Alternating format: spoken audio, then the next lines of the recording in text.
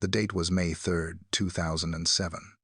The location was Praia da Luz, a small, picturesque coastal town in the Algarve region of southern Portugal. For decades, this destination had served as a sanctuary for British families seeking the sun, offering a sense of safety and familiarity that felt like a home away from home. The Ocean Club Resort, a sprawling complex of whitewashed apartments and swimming pools, was the epicenter of this holiday experience. It was here that the McCann family doctors, Jerry and Kate, along with their 3 young children, had arrived just days earlier, expecting a week of relaxation.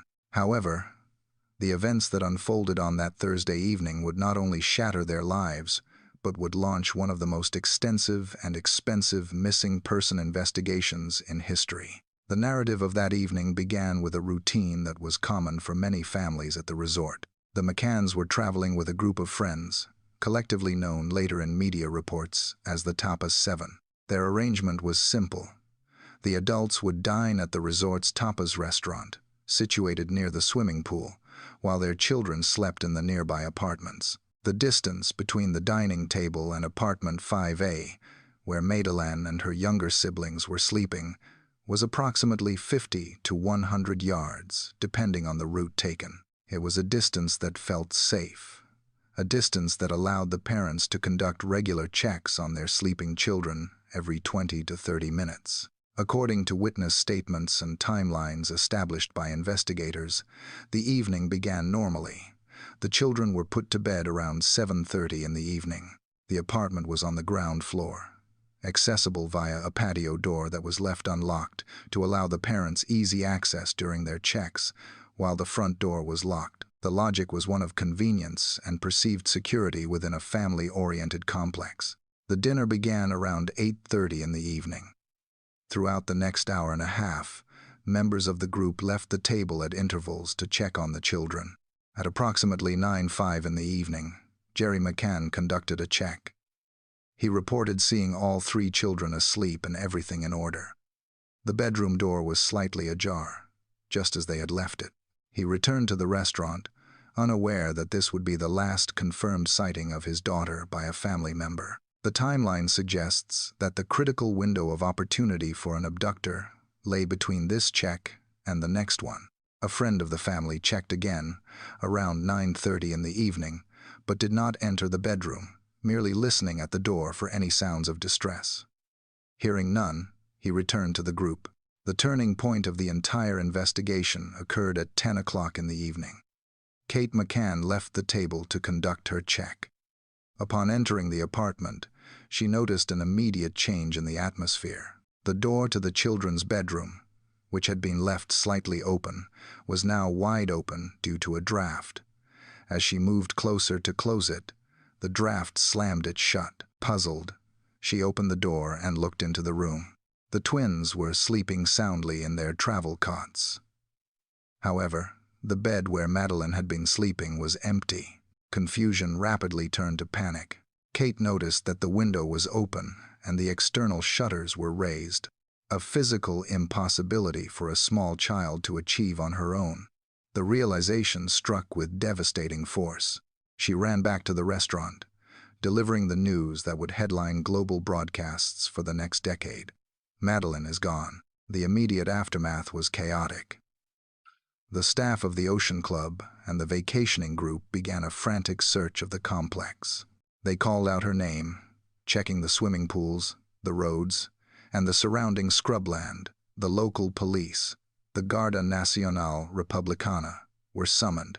Reports from that night indicate a lack of immediate crime scene preservation. In the frenzy to find the missing child, dozens of people entered apartment 5A, potentially contaminating crucial forensic evidence that might have identified an intruder. The initial theory held by local authorities was that the child had wandered off and met with an accident. However, the open window and the raised shutter pointed to a more sinister reality: an abduction. As dawn broke on May 4th, the paradise illusion of Praia da Luz had evaporated. The resort was no longer a holiday haven but an active crime scene, teeming with police, dogs, and eventually, the world's media. The disappearance was total. There were no footprints, no confirmed sightings of a vehicle speeding away, and no demands for ransom. It was as if the little girl had vanished into thin air, leaving behind a mystery that would baffle detectives for over 13 years. Your support gives a voice to the voiceless and keeps the search for the truth alive. Please like and subscribe to help us reveal what has been hidden in the dark for so long.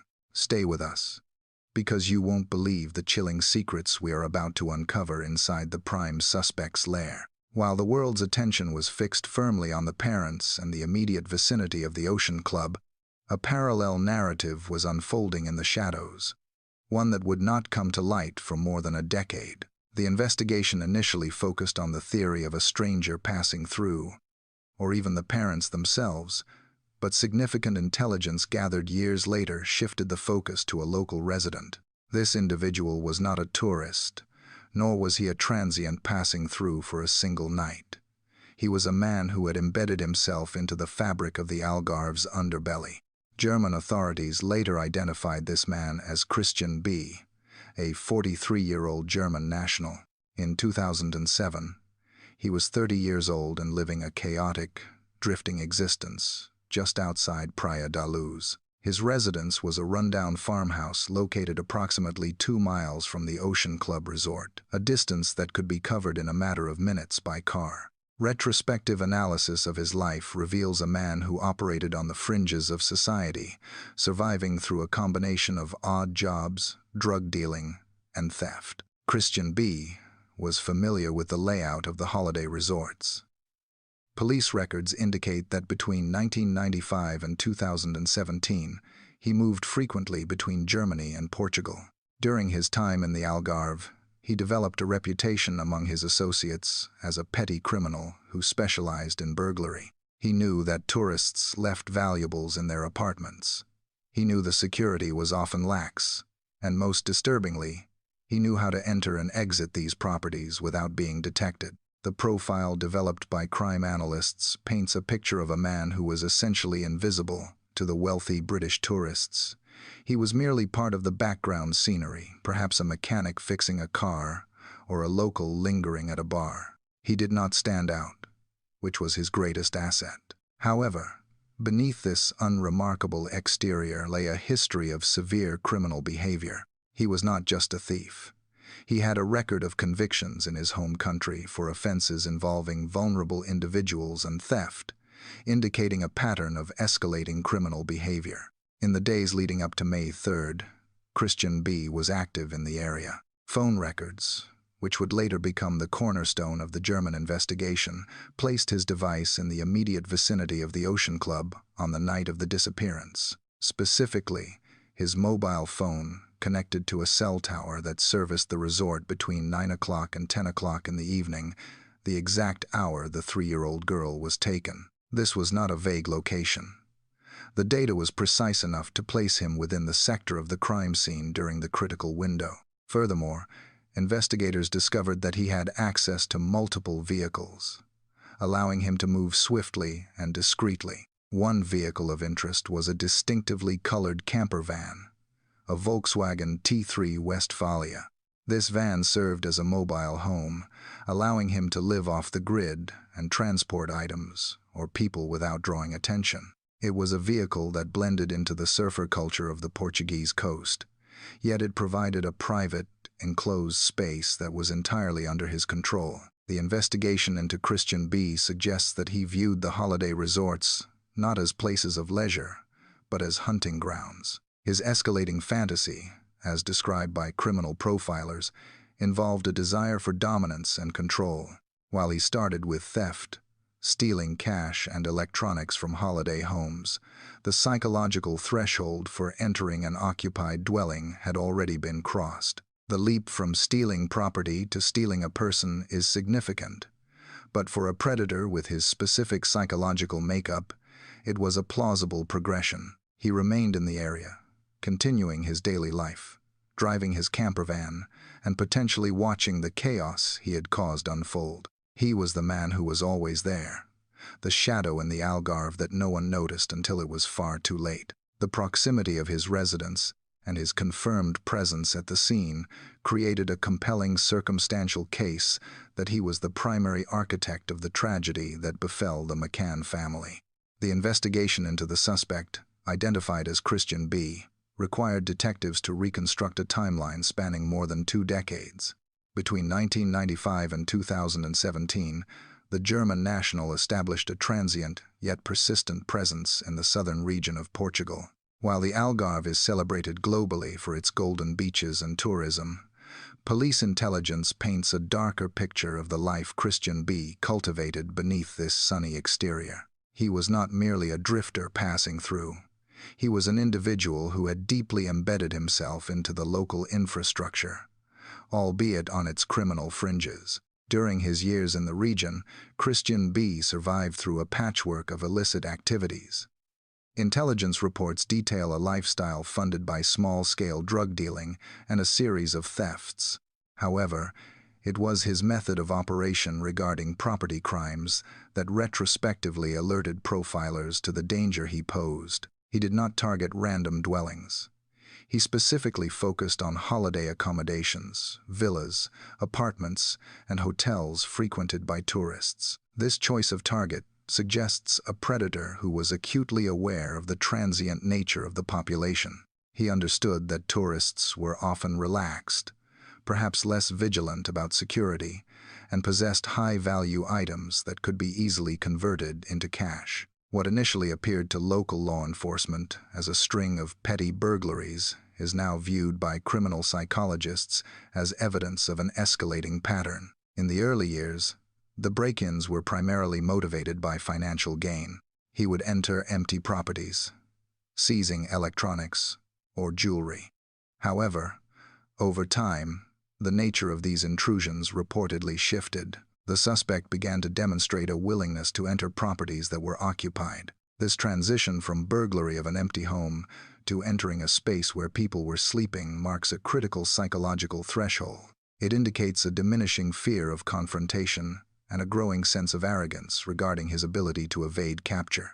Associates who knew him during this period described a man of contradictions.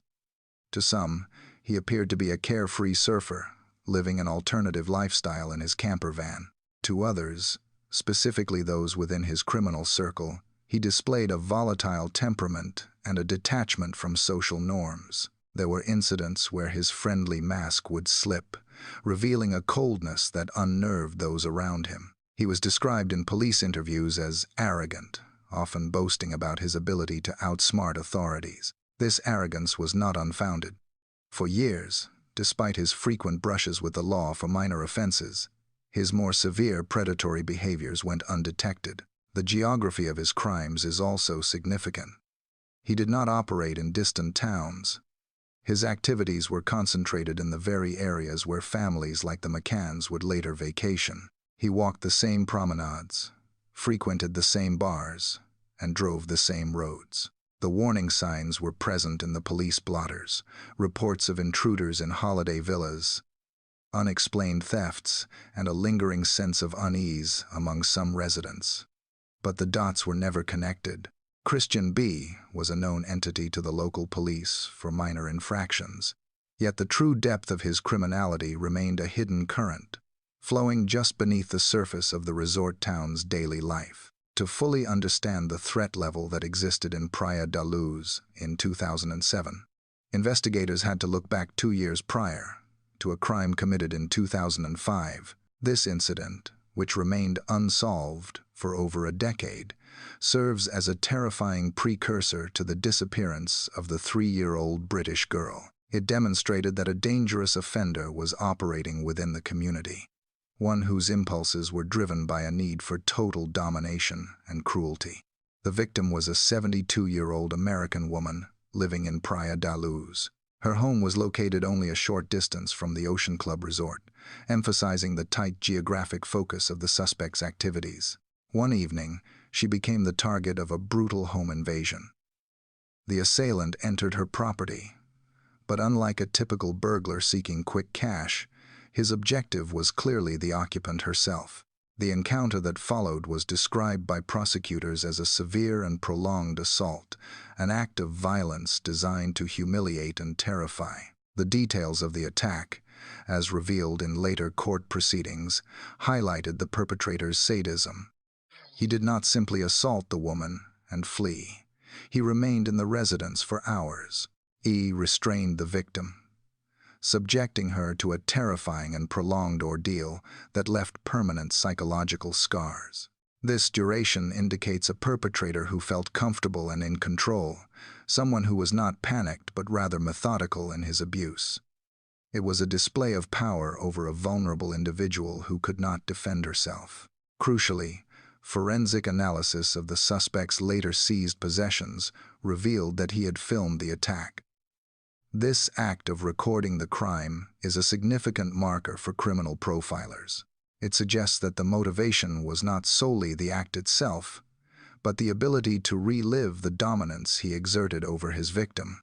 The video served as a trophy, a memento of his control, allowing him to satisfy his deviant urges long after the crime had been committed. This behavior aligns with the profile of a violent predator, an offender who derives control from the vulnerability of others. For years, this harrowing crime remained a cold case.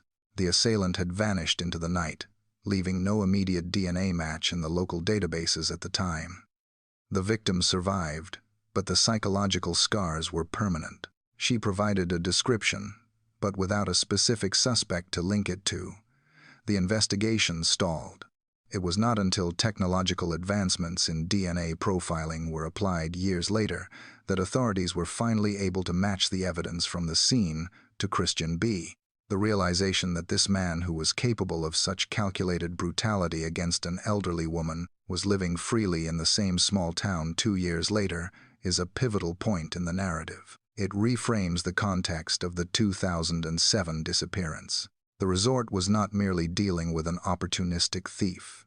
It was in the shadow of a man who had already proven himself capable of extreme violence, a man who documented his crimes, and a man whose fantasies were rapidly escalating toward their next tragic conclusion. For more than a decade, the investigation into the disappearance of the 3-year-old British girl in Praia da Luz was characterized by dead ends and frustrated inquiries. However, a significant turning point occurred when the focus of the inquiry shifted to the German Federal Criminal Police Office.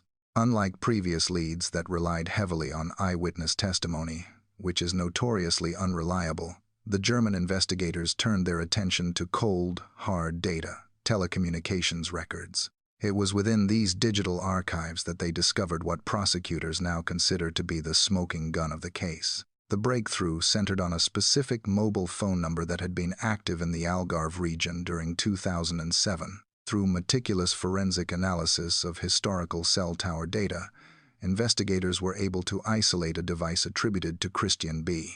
The data provided a precise geolocation for the user of that phone on the night of May 3, 2007. According to the Federal Prosecutor's Office, the records indisputably placed the suspect's phone within the sector covered by the cell tower servicing the Ocean Club Resort. The timing of this digital connection is of paramount importance to the prosecution's theory. The phone was active and handshaking with the mast between 9 o'clock and 10 o'clock in the evening. This 60-minute window aligns perfectly with the timeline established by the parents and the police. It captures the exact moment the mother discovered her daughter was missing. The data suggests that the suspect was not merely in the general town of Praia da Luz, but was located in the immediate vicinity of the apartment complex at the precise time the crime is believed to have been committed. Furthermore, the analysis revealed that during this critical hour, the suspect received a phone call. The conversation lasted approximately 30 minutes, a substantial duration that suggests the caller was someone known to the suspect, rather than a fleeting or accidental connection. Authorities have since managed to identify the person on the other end of the line.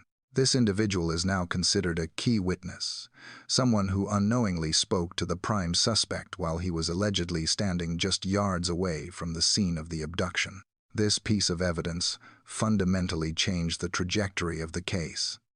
It transformed Christian B. from a person of interest with a criminal history into the prime suspect placed physically at the crime scene.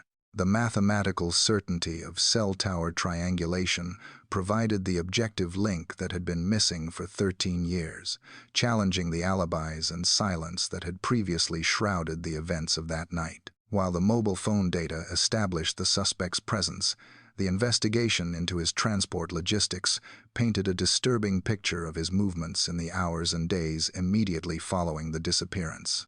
Detectives focused their attention on two specific vehicles associated with Christian B: a Jaguar XJR6 and a Volkswagen T3 Westphalia camper van. The handling of these vehicles around the critical dates of May 3rd and May 4th, 2007, revealed a pattern of behavior that investigators interpreted as a consciousness of guilt and a frantic attempt to cover tracks.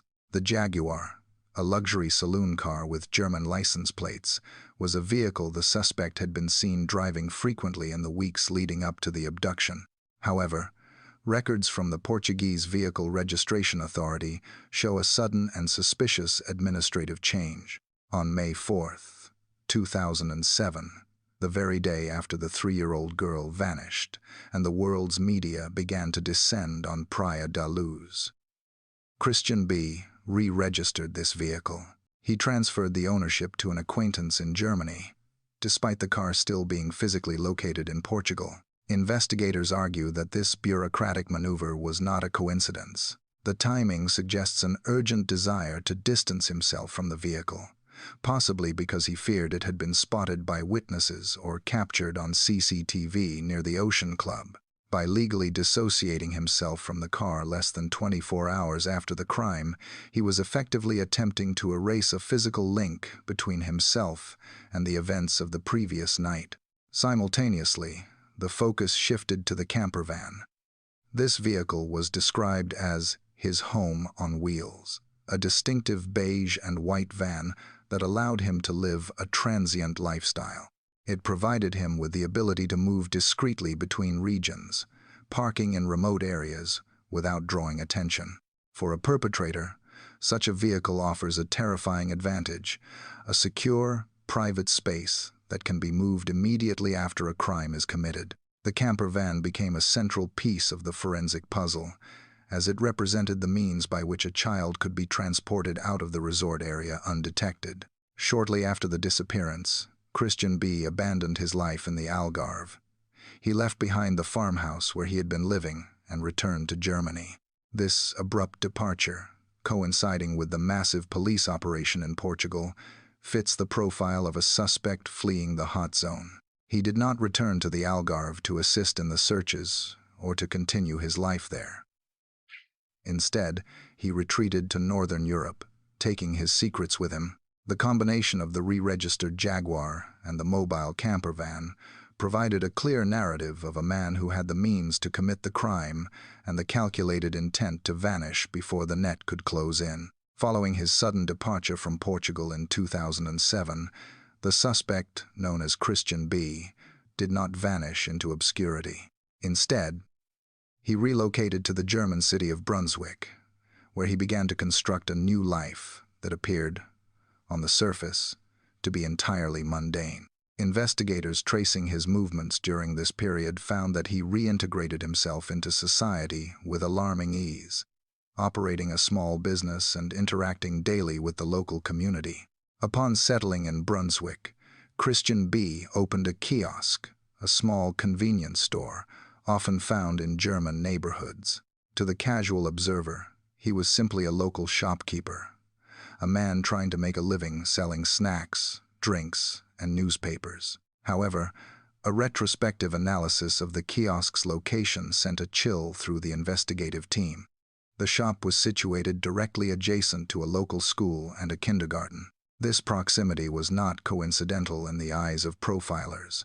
It placed him in the daily orbit of many vulnerable individuals, the very demographic linked to his past offenses. Witness statements collected years later from neighbors and customers paint a picture of a man who actively cultivated a persona of benevolence, An acquaintance who knew him during this time reported that Christian B. would frequently offer free sweets and lollies to the children who passed by his shop on their way to and from school.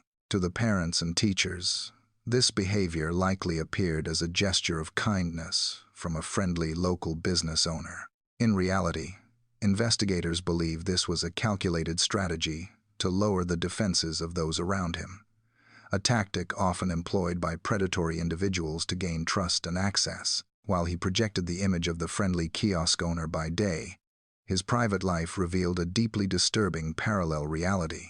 During this period, specifically around 2013, authorities allege that Christian B. was highly active in online chat rooms dedicated to dark and illegal topics. Digital forensics recovered logs of conversations where he engaged with other like-minded individuals. In these exchanges, he did not speak like a shopkeeper.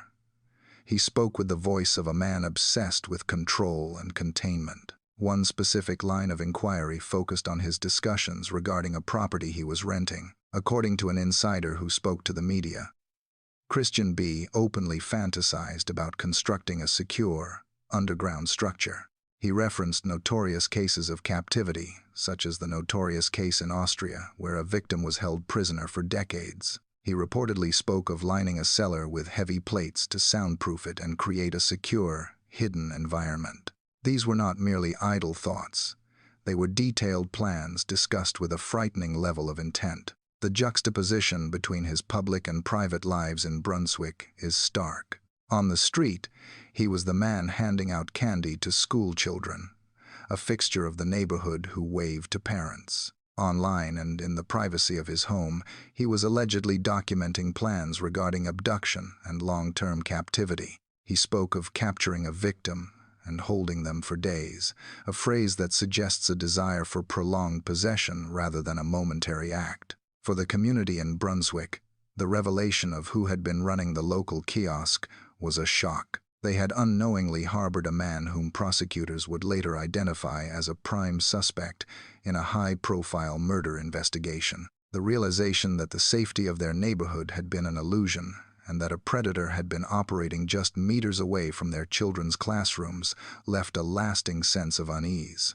This period in Germany demonstrates the suspect's ability to compartmentalize his life, maintaining a facade of normalcy while his dark internal narrative continued to escalate, unseen and unchecked. The year was 2017, marking a somber milestone in the history of the case, the 10th anniversary of the disappearance. Across the United Kingdom, Portugal, and Germany, media outlets were revisiting the events of May 3, 2007. Documentaries were aired, newspapers ran retrospective features, and the parents of the missing girl once again appeared on television screens, pleading for any new information that could end their decade of uncertainty. It was a period of global reflection, but for the investigation, it would prove to be the catalyst that finally cracked the wall of silence. While the world watched these emotional appeals with sympathy, the suspect, Christian B., was living in Germany, seemingly detached from the scrutiny. However, investigators believe that the widespread media coverage during this anniversary period played a direct role in his undoing. It was not a police interrogation that elicited the truth, but a moment of unguarded arrogance in a casual setting. The pivotal incident reportedly took place at a pub in Germany. Christian B. was present with an acquaintance, a former friend who would later become a crucial witness for the prosecution. The setting was informal, characterized by the consumption of alcohol and loose conversation. As they sat together, a television in the establishment was broadcasting a special report on the 10th anniversary of the Madeleine McCann case. The screen displayed the familiar image of the blonde child, along with a summary of the unsolved mystery that had baffled Europe's best detectives. According to witness testimony provided to German authorities, the sight of the appeal did not elicit sadness or indifference from Christian B. Instead, it triggered a reaction rooted in narcissism. Witnesses allege that as the report played, he became agitated and boastful. The alcohol had lowered his inhibitions, causing the friendly mask he wore in his daily life to slip. He reportedly turned to his companion and began to speak about the case not as a spectator, but as a participant. The conversation that followed is described as the moment the suspect fatally overplayed his hand. In a chilling display of bravado, he allegedly told his friend that he knew what had happened to the girl. He did not speculate or offer theories. He spoke with the authority of someone who was there. The most damning part of his statement, as reported by the witness, was a specific comment regarding the manner of the abduction. He allegedly claimed that the abduction was silent. This three-word assertion carried a terrifying weight. To the witness, it was an indication of intimate knowledge that only the perpetrator could possess. It implied that the abduction was swift, controlled, and perhaps facilitated by methods that ensured silence. For the friend listening, the conversation shifted rapidly from drunken rambling to a horrifying realization. He was not sitting with a man who was merely commenting on the news. He was sitting with a man who was confessing to a major crime. This interaction did not stay within the walls of the pub. The weight of the confession preyed on the witness. While it took time for the information to travel through the official channels, this slip-up was the thread that eventually unraveled Christian B's anonymity. The witness eventually came forward, providing the tip-off that linked the German drifter in the camper van to the most famous missing person case in the world.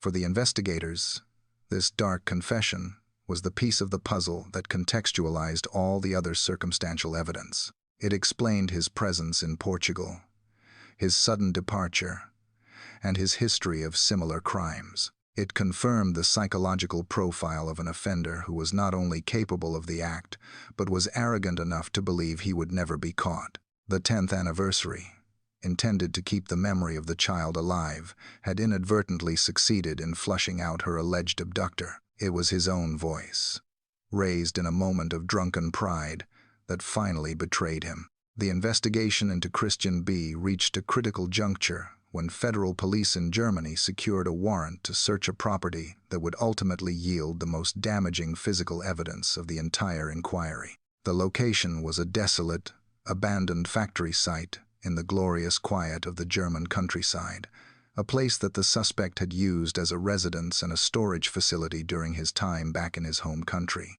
To the local residents, the dilapidated structure was an eyesore, a crumbling remnant of industry that sat silent and overgrown. To the investigators, however, it was a potential goldmine of forensic data, a place where a man with a transient lifestyle might have felt secure enough to hide the tangible proofs of his double life. The operation to search the factory was extensive. Forensic teams, accompanied by cadaver dogs and heavy excavation equipment, descended upon the site. The initial visual inspection revealed a chaotic scene. The property was littered with debris, old vehicles, and the accumulated detritus of a hoarder. It was a physical manifestation of the suspect's disorganized and chaotic lifestyle. However, police were not there for the surface clutter. They were there for what lay beneath. Acting on intelligence that suggested the suspect had a habit of concealing items of value or incrimination, the teams began to excavate specific areas of the grounds. The breakthrough came when investigators focused their attention on a patch of disturbed earth. As they dug, they uncovered the skeletal remains of a dog. It appeared, at first glance, to be a simple pet grave, a final resting place for a deceased companion. In many investigations, such a find would be dismissed as irrelevant. However, the thoroughness of the forensic team led them to dig deeper, literally and metaphorically. Beneath the remains of the animal, buried further down in the soil to ensure it would not be accidentally discovered, they found a plastic bag. This concealment method, hiding evidence beneath the body of a dead pet, struck investigators as particularly calculating. It relied on the assumption that if anyone were to dig there, they would find the dog, assume that was the sole reason for the disturbance, and stop digging. It was a macabre form of security, a physical password protecting the secrets that lay underneath. Inside the heavy plastic bag, protected from the damp earth, was a collection of digital storage devices, hard drives and universal serial bus sticks. The seizure of these devices transferred the investigation from the muddy grounds of the factory to the sterile environment of a digital forensics laboratory. Tech experts began the painstaking process of bypassing encryptions and accessing the files. What they found was described by prosecutors as a trove of evidence. The storage devices contained a staggering volume of data, approximately 8,000 individual files, consisting of both photographs and video recordings. The content of these files provided irrefutable proof of the suspect's criminal inclinations. According to statements released by the prosecutor's office, the material was not merely a collection of downloaded images, it was a digital record of his crimes. The files confirmed that the suspect was not just a consumer of illegal content, but an active producer. The videos allegedly depicted the suspect himself engaging in serious offenses. This discovery aligned perfectly with the profile developed by behavioral analysts. A predator who needed to relive his crimes, preserving them to watch over and over again, as described by intelligence analysts. This discovery had profound implications for the Madeleine McCann inquiry. It established a pattern of behavior that involved recording offenses, a detail that recalled the 2005 attack on the elderly woman in Portugal, which was also filmed. The existence of this library of abuse raised a terrifying question for the detectives. Was the victim linked to this digital archive? While prosecutors have been legally constrained in what they can release to the public, they have confirmed that the sheer volume of material required months of analysis. The discovery at the factory dismantled any defense that Christian B. was merely a petty thief or a drug dealer. It painted a portrait of a man deeply entrenched in a world of exploitation, a man who kept a digital museum of his own depravity buried in his backyard. The hard drives did not just contain images. They contained the timeline of a predator's escalation, providing the context needed to understand how a burglar in the Algarve could evolve into the prime suspect for a murder investigation. The buried secrets were no longer hidden. They were now the foundational evidence upon which the prosecution would build its case. The investigation into the suspect identified as Christian B. expanded significantly when German authorities turned their attention to the vehicles he utilized during his time in both Portugal and Germany. While the Volkswagen van had been central to placing him at the scene in Praia da Luz, a second, far more imposing vehicle became the focus of a forensic inquiry that would uncover some of the most unsettling physical evidence of the entire case. This vehicle was a large, American-style camper van, significantly bigger than the previous model, described by witnesses as being approximately 10 meters in length. It was not merely a mode of transport.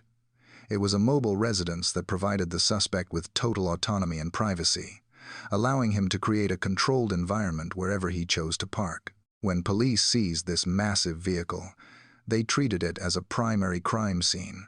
The interior was subjected to a meticulous forensic examination, with technicians scouring every inch of the cabin for biological traces, fibers, and hidden compartments.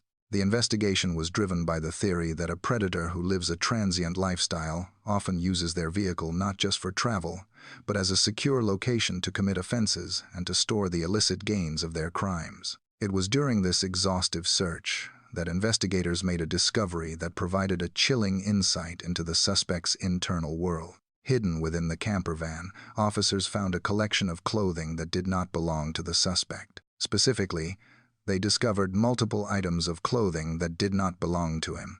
The presence of these items in the possession of a 43-year-old single man, who had no children of his own and no legitimate reason to possess such garments, set off immediate alarm bells within the Federal Criminal Police Office.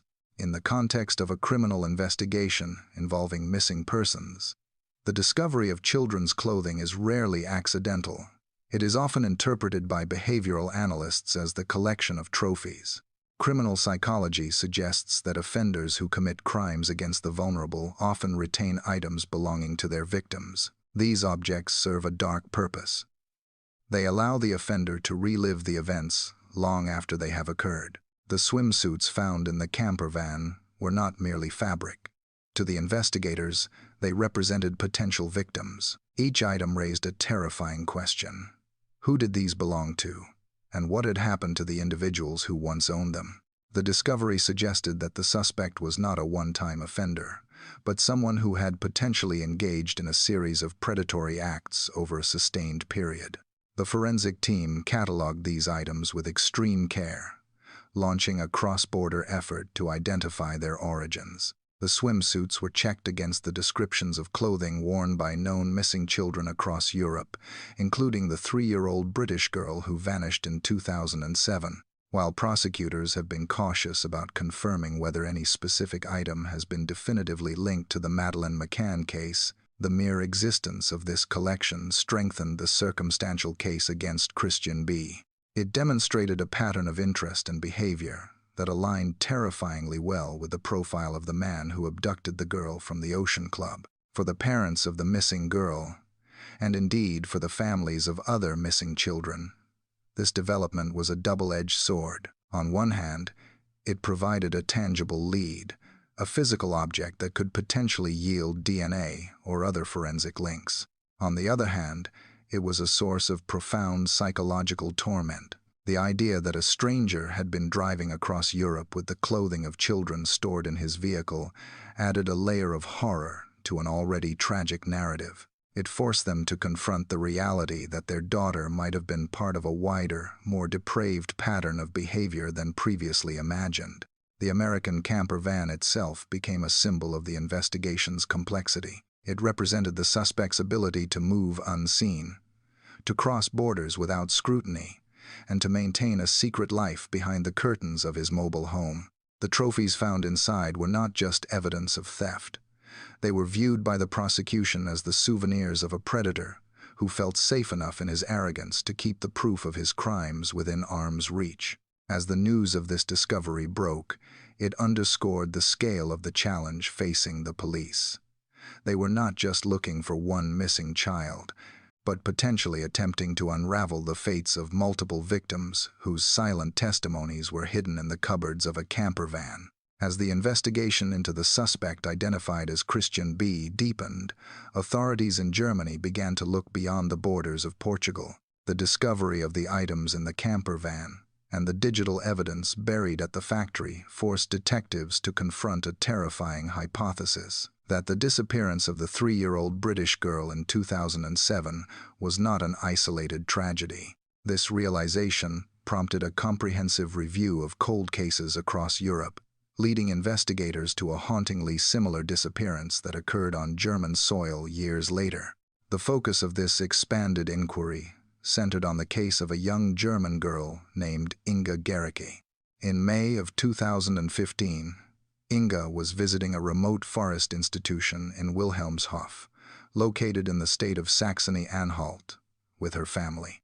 The setting was idyllic, a place of nature and tranquility, much like the resort in Praia da Luz had been. On the evening of May 2, 2015, the family was preparing for a barbecue in the woods. In a scenario that mirrors the suddenness of the events in the Algarve, the young girl wandered off into the forest to collect wood for the fire. She was mere meters away from her parents, yet in the blink of an eye, she vanished. Despite a massive search operation involving more than 1,000 police officers, helicopters, and tracking dogs, no trace of the child was ever found. For years, the case remained one of Germany's most baffling mysteries.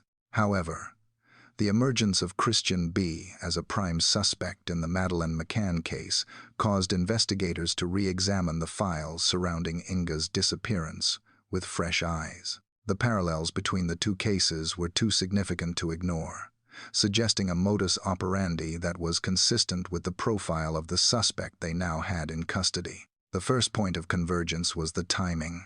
Inga vanished on the 2nd of May, almost exactly 8 years to the day after the British toddler went missing in Portugal. Criminal profilers often look for significance in dates, noting that some offenders are driven by anniversaries or specific times of the year that hold psychological weight for them. The fact that 2 little girls vanished during a family holiday on the same weekend in May, 8 years apart, raised immediate red flags about a potential cyclical pattern in the suspect's behavior. Geographically, The link was equally compelling. At the time of Inga's disappearance in 2015, Christian B. was living in Brunswick. This city is located less than a 2-hour drive from the forest in Wilhelmshof, where the child was taken. In the context of a mobile offender who utilized vehicles to travel and live, a distance of 60 miles is negligible. It placed the crime scene well within his comfort zone and radius of operation. Furthermore, witness reports from the time of the investigation in 2015 mentioned a dark van seen leaving the area of the forest shortly after the girl went missing. This description aligns with the types of vehicles Christian B. was known to own and operate during that period. The German prosecutor leading the investigation, Hans Christian Wolters, has been vocal about the broader implications of their findings. In statements to the media, he expressed a belief that the suspect's criminal activities were not limited to a single victim. He suggested that the evidence points to a serial offender, stating his fear that there are more victims who have yet to be identified. This assertion transforms the investigation from a singular murder inquiry into a hunt for a serial predator who may have operated across multiple states and countries over the course of 2 decades. The reopening of the Inga Gericke file signifies a shift in the strategy of law enforcement. They are no longer looking at these disappearances as unconnected anomalies. Instead, they are viewing them as potential points on a map drawn by a single individual. The theory posits that the suspect used his transient lifestyle moving between Portugal and Germany, living in vans and secluded farmhouses to access vulnerable targets, and then disappear before local authorities could connect the dots. For the families involved, this connection offers a glimmer of hope for answers, but it is a hope coupled with dread. If Christian B. is responsible for the disappearance of Inga as well as the British toddler, it confirms that he was a predator who did not stop, one who continued to hunt despite previous brushes with the law. The investigation is currently working to place him definitively at the scene in the forest, using the same digital and vehicular forensics that linked him to the Ocean Club. The pattern of a predator is now the central theme of the prosecution's case, arguing that the silence of these missing children is the result of one man's escalating and unchecked violence. The investigation into the suspect identified as Christian B. took a significantly darker turn when detectives began to analyze his activities in the digital realm. While his physical movements in Portugal and Germany provided circumstantial evidence of opportunity, it was his online communications that offered a window into his motive and intent. In 2013, 6 years after the disappearance of the British toddler, the suspect was living in the German city of Brunswick.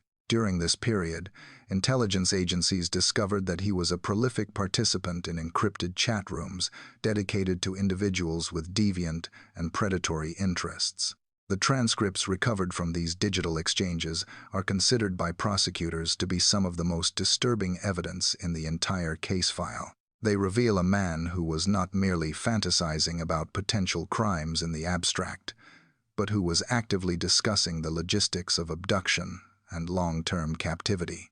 In one specific conversation, highlighted by investigators, Christian B. allegedly expressed a desire to capture a victim. He wrote about the intention to hold this person in captivity, a statement that chilled the team of analysts reviewing the data.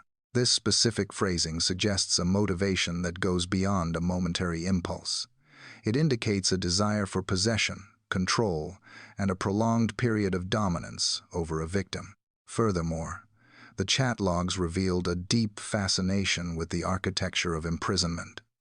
The suspect reportedly engaged in detailed discussions about the construction of a secure, underground environment. He drew comparisons to the infamous case in Austria, where a victim was kept imprisoned in a cellar for 24 years. Christian B. allegedly expressed admiration for the technical aspects of that crime, specifically focusing on how to create a space that was impenetrable to the outside world.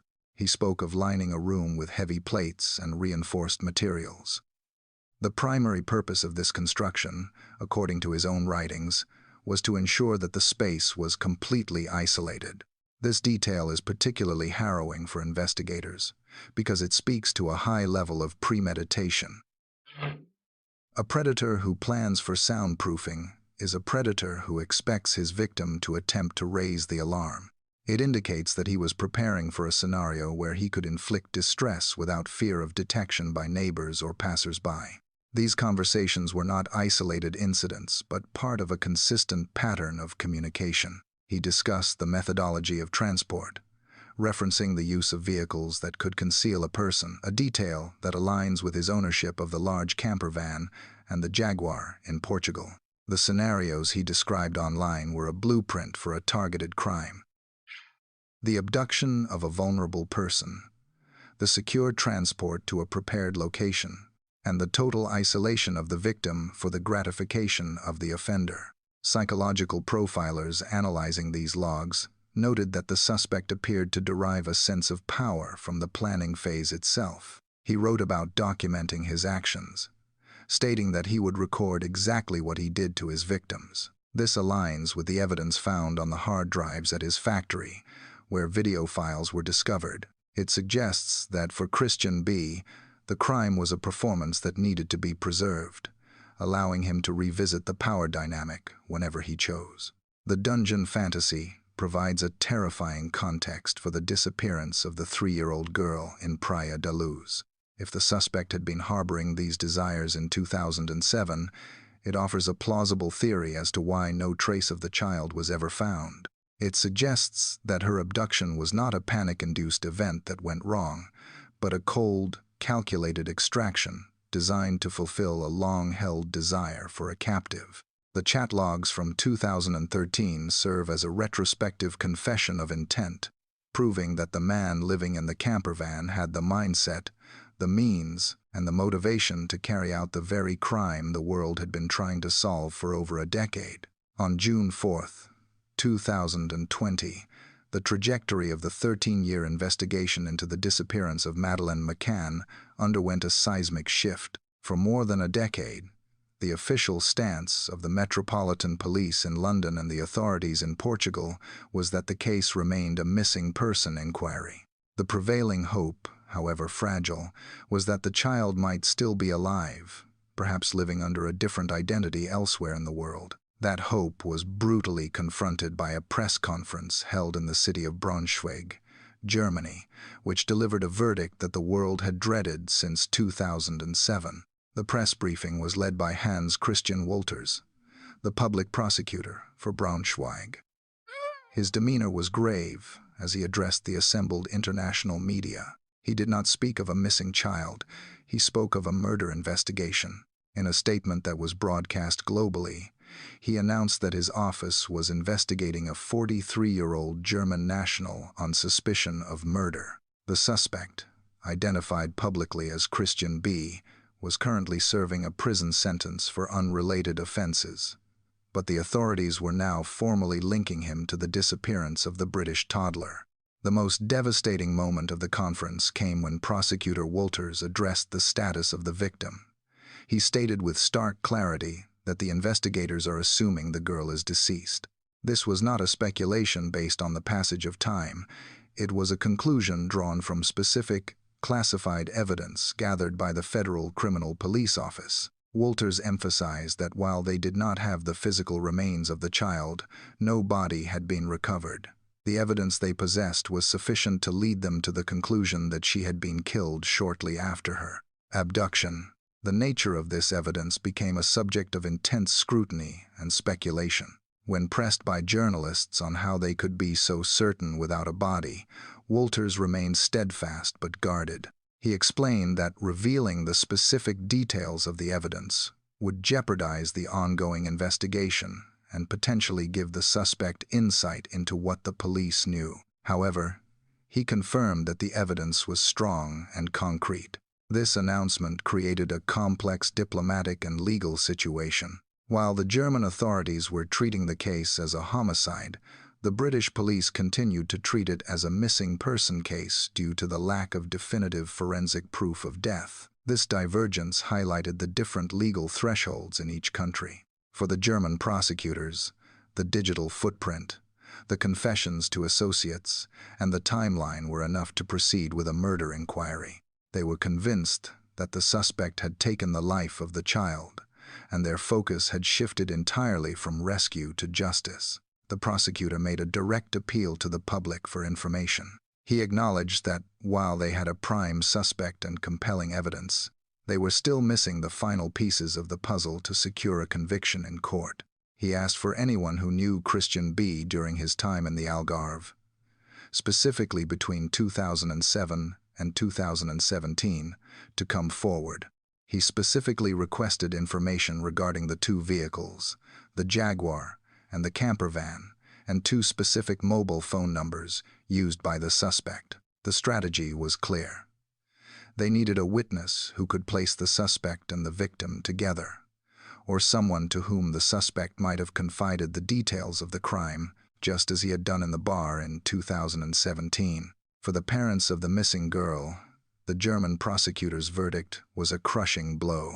To be told by a senior law enforcement official that there is concrete evidence of their daughter's death, yet to be denied the knowledge of what that evidence is, created a unique form of torment. They were forced to inhabit a space between hope and grief, knowing that the authorities believed the worst had happened, but lacking the physical confirmation to begin the grieving process. The events of June 2020 marked the end of the mystery's ambiguity in the eyes of the German law enforcement. They were no longer searching for a lost child. They were building a case against a man they believed to be a predator. Prosecutor Wolter's words, "We assume the girl is dead," resonated as the definitive turning point, transforming the narrative from a global search for a missing person into a focused pursuit of a man who, they believed, had silenced her 13 years prior. The investigation had moved from the realm of hope to the cold, hard pursuit of legal accountability. The announcement by the German prosecutor's office in June of 2020 brought the case of the missing 3-year-old girl back to the forefront of global consciousness.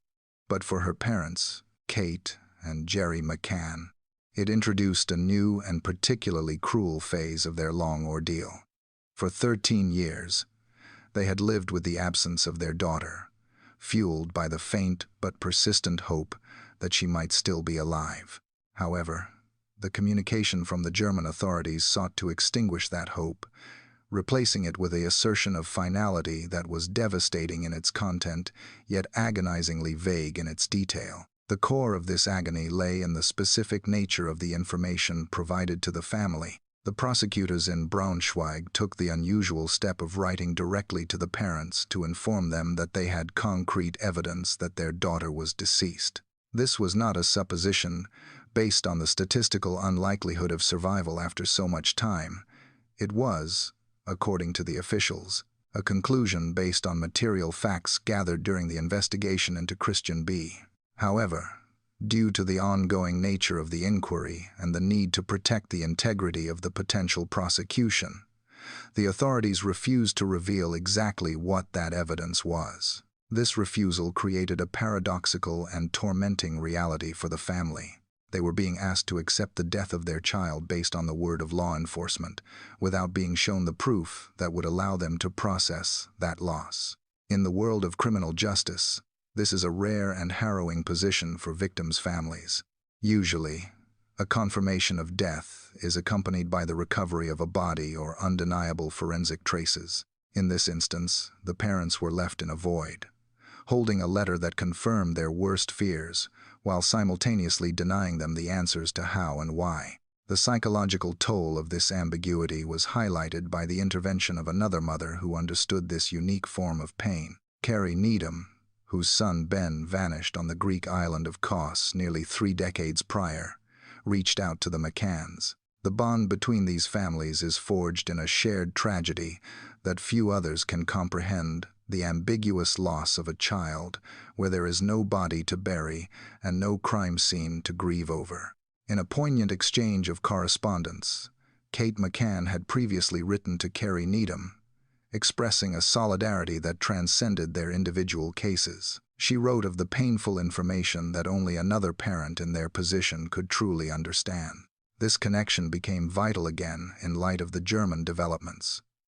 Carrie Needham spoke publicly about the specific anguish caused by the prosecutor's announcement. She articulated the impossible struggle of the parents, the inability to accept that a child is dead without the verifiable truth. She described the situation as heart-wrenching, noting that the need to know the circumstances, the how and the why, becomes the most consuming thought for a parent, dominating their mind from the moment they wake up until they try to sleep. The German authorities justified their silence by citing the risk to the investigation. They argued that revealing the specific evidence, whether it was photographic material, a confession log, or forensic data, could tip off the suspect or his associates, potentially allowing them to destroy further proof or construct a defense that would undermine the case in court.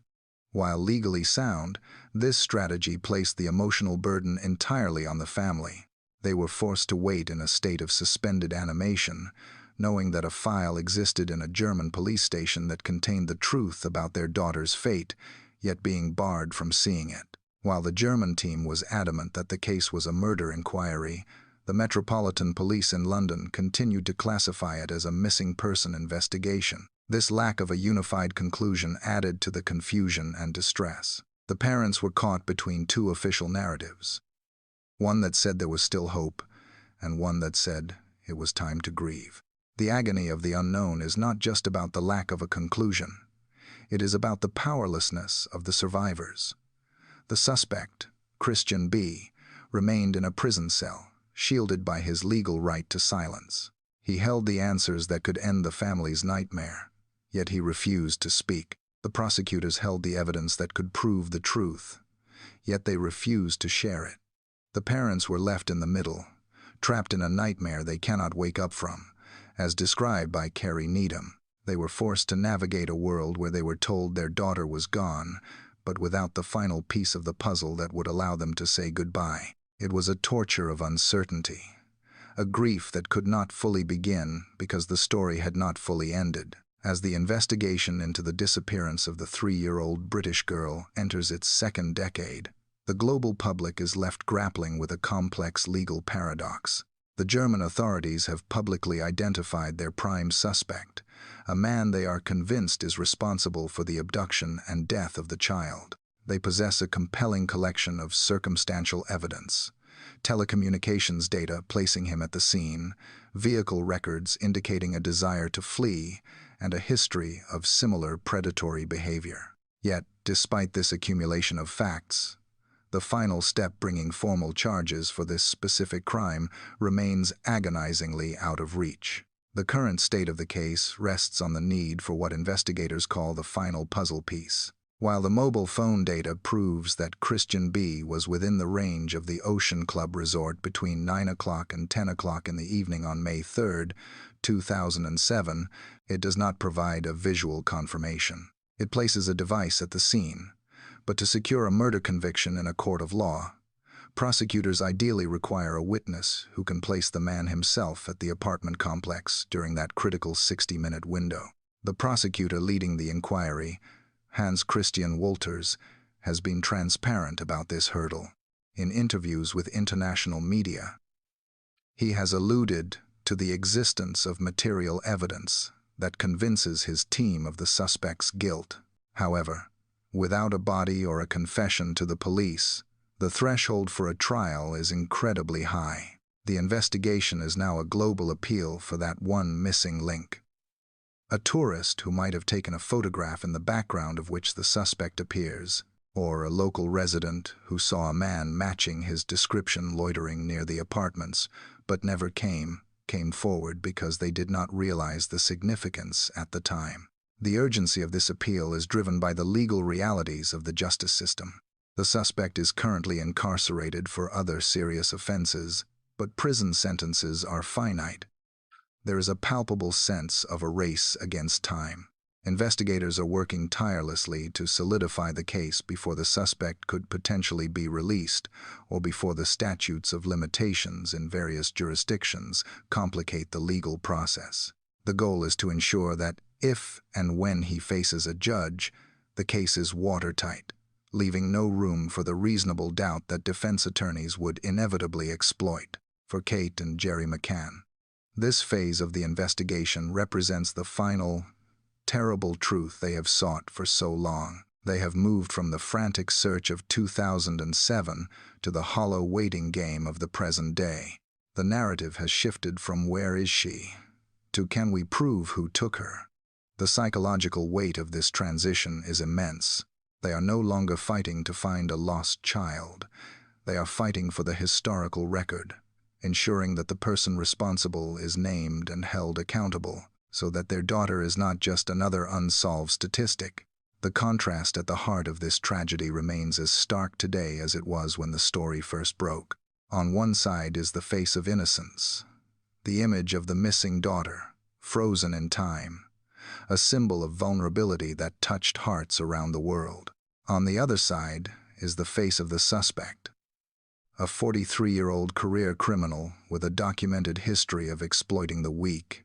The investigation has become a battle between these two forces, the memory of a child who was taken and the silence of a man who refuses to speak. As the detectives continue to sift through the thousands of tip-offs and re-examine the files from the old Jaguar and the camper van, the hope for a resolution persists. The German prosecutors remain confident. They believe they have the right man. They believe the evidence, when finally presented in its totality, will tell the full story of what happened in Praia da Luz. The disappearance of the little girl from apartment 5A is no longer just a mystery.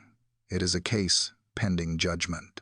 The dossier is thick with data, timelines, and profiles.